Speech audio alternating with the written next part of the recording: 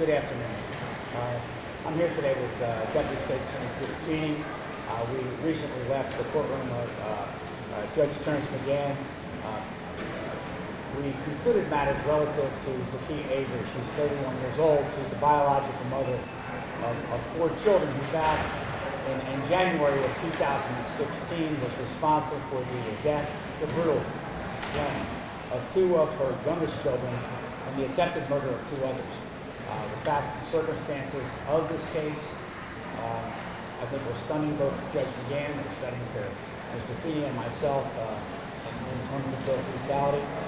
That was reflected, I think, by the comments of Judge McGann in court today, and I think it is the tragic loss of life of these 2 young children, and the tragic circumstances of even the surviving children have to go on with their lives, as was pointed out by Judge McGann, having survived the terror of that particular evening. That has given anybody who has touched this case pause, because it has been taken an emotional toll, I think, on everyone who has contacted it. Miss Avery was found guilty of all charges against her on Monday: 2 counts of first-degree murder and 2 counts of attempted first-degree murder. Today, Judge McGann found that at the time of the crime, and this was where Judge McGann had to look back, based on the testimony and the evidence that was presented to him in open court, back to the January 16th and 17th of 2 years ago, to try to determine what the mental status of Miss Avery was at that point in time. Based on the evidence that was presented in court, Judge McGann found that she was not criminally responsible at the time, and in detailed fashion in open court today, he indicated that the defense, and it is a defense burden in Maryland, the defense does have the burden to prove that they are not criminally responsible.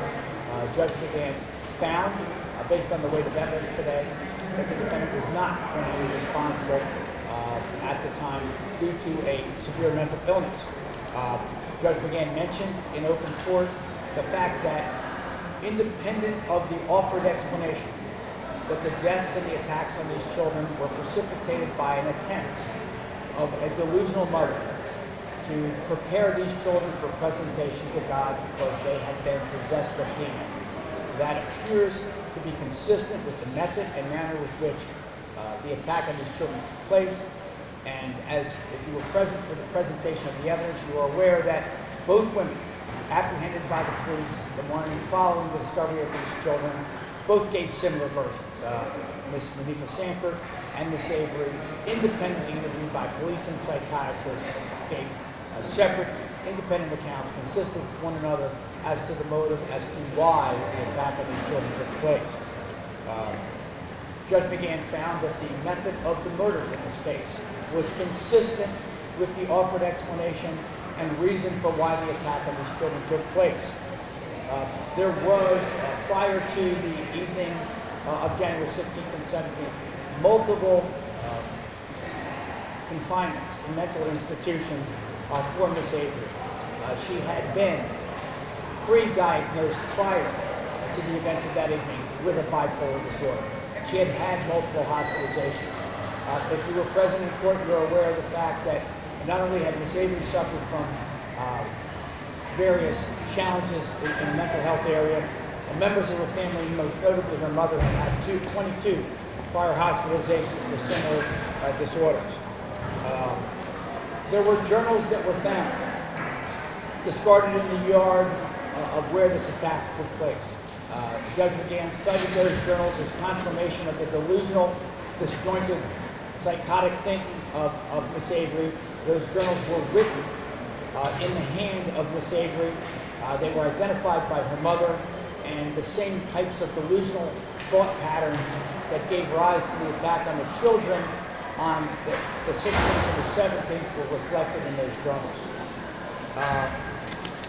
Perhaps the most telling witness in the entire matter that we participated on this week was Pablo Rubio.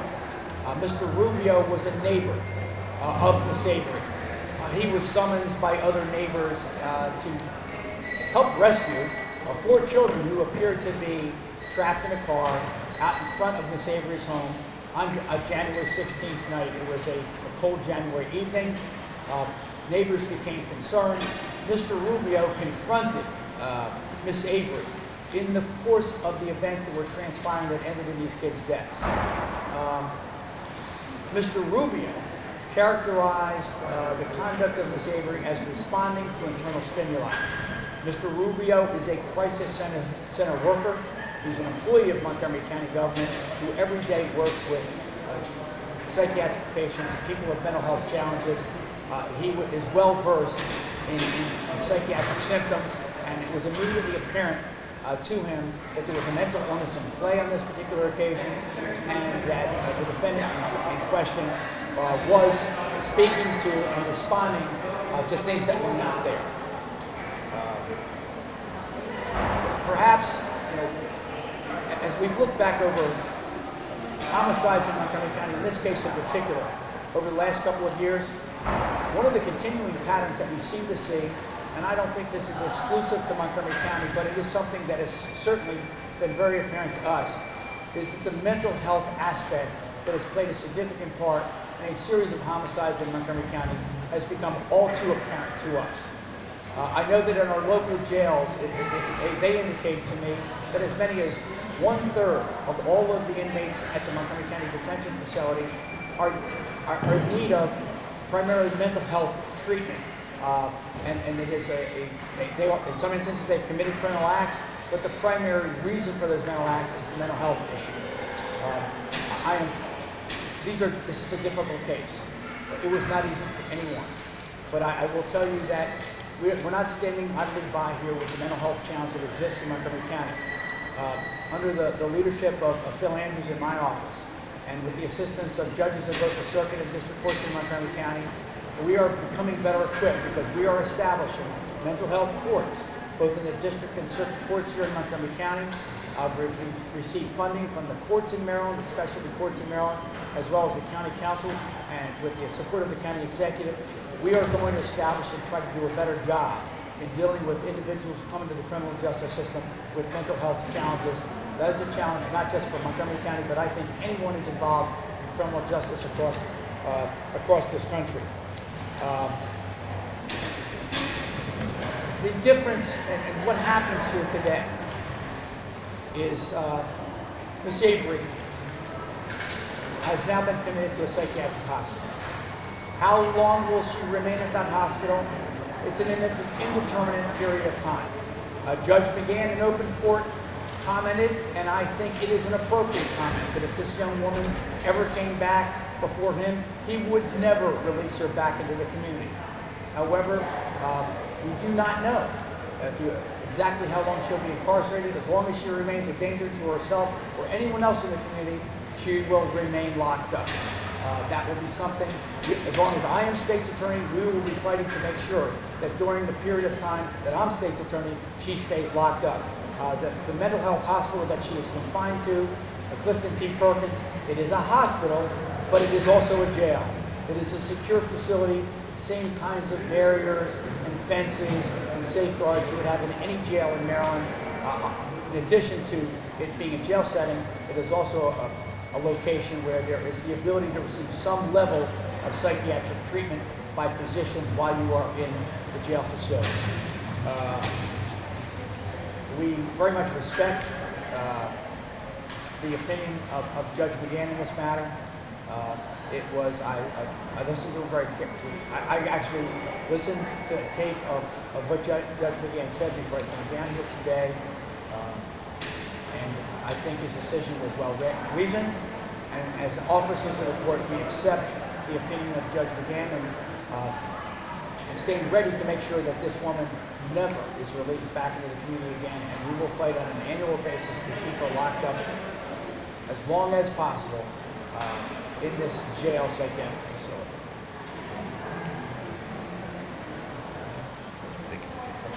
Okay, he'll take a few questions. We'll start with Cameron Thompson.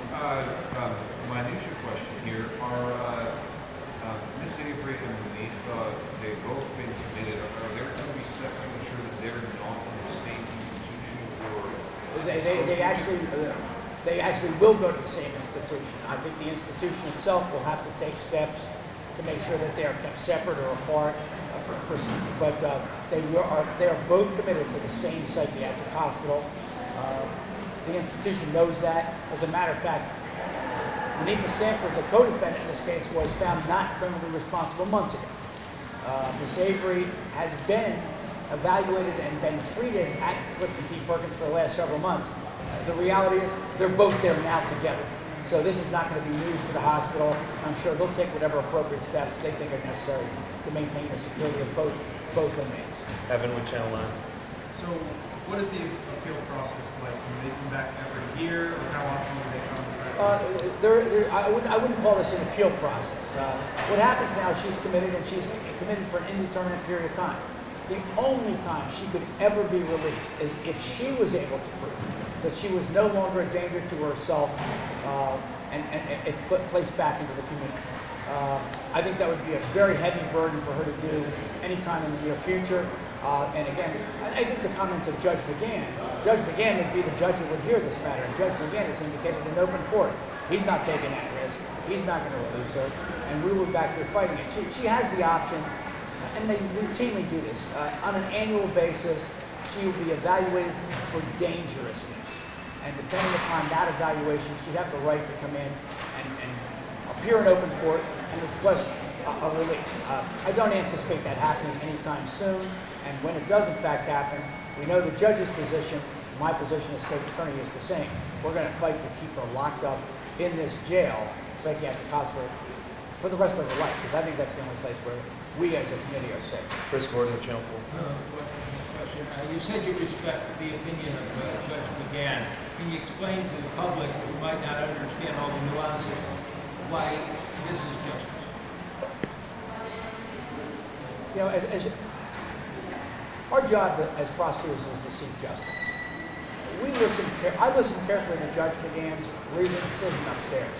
And may I say, this was not a case where someone committed a homicide and then seized upon an insanity defense where they had never been diagnosed, never hospitalized, never shown any signs of mental illness prior to the time they were accused of a crime. Quite candidly, these journals, speaking in foreign tongues, speaking with accents, there were telltale signs that this woman was mentally ill for an extremely long period of time, dating back into her childhood. All of that was brought out during the course of the hearing here today. So again, it was well reasoned because there was a history here that was well documented from a variety of collateral sources, and it was corroborated by Mr. Rubio the night that these killings took place. And as a matter of fact, there was not much said about this, but there was a Dr. McCarthy at the Montgomery County Detention Facility who saw her the next day. His diagnosis the next day on behalf of the jail was exactly the same diagnosis that Dr. Neil Blumberg reached on behalf of the defendant when he testified and wrote his report in this case. So we have prior hospitalizations, prior evidence of a person with profound mental illness, and we have corroboration the night of by a mental health expert and a doctor who sees her within 24 hours who comes to exactly and precisely the same conclusion that Dr. Neil Blumberg came to. So again, Judge McGann's opinion was well reasoned, and there were dozens of factual factors and facts pointed out that both post-dated as well as predated this crime that made this a well-reasoned decision. A couple more questions, Cam, a follow-up? Talking to the larger mental health issue, the judge mentioned this, was Avery's family mentioned what more could have been done. You're talking about these mental health courts maybe 6 to 8 weeks from becoming a reality. Can you explain more how these will work in a situation like this would either somehow prevented? Well, you know, let me say too, we're not going to be able to solve every mental health crisis that occurs. There was one gentleman that was in and out of our jail last year, chiefly has mental health issues. There 28 times. What do we hope to do? We hope to identify people who have mental health challenges, who are our frequent flyers in and out of our jail, mainly for non-violent crimes. By the way, Miss Avery had no criminal records. She's 31 years old. She had no criminal records. She'd never been convicted of anything. So our mental health courts may not have captured Miss Avery, but there are large numbers of people that we do see frequently. that do commit low-level, non-violent crimes, that if we can stabilize people, if we get them into robust, regularized supervision, seeing them on a regular basis, weekly, we try to stabilize their medication, try to stabilize their housing, maybe even try to get them into working job positions.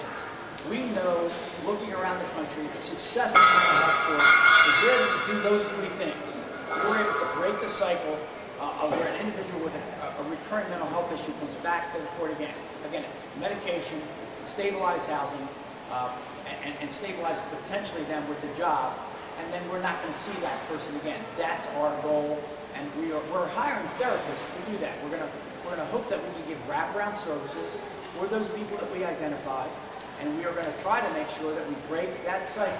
Look, there's a lot of people that we owe a lot of thanks to for having joined us. We brought in people from the medical community, all the health providing hospitals that do mental health services here in Montgomery County. They participated on the task force. Private providers were there. The judges from both the circuit and the district court participated with us. Public defenders. We've put together a pretty good program here, and again, it's trying to break the cycle, sort of what we do with our drug court. And now we're going to hire therapists with the money the county council has given us to see if we can then put individualized treatment plans together for each individual who's identified as needing those services. Try to take them out of the criminal justice system and put them into the mental health arena where the services are more appropriate.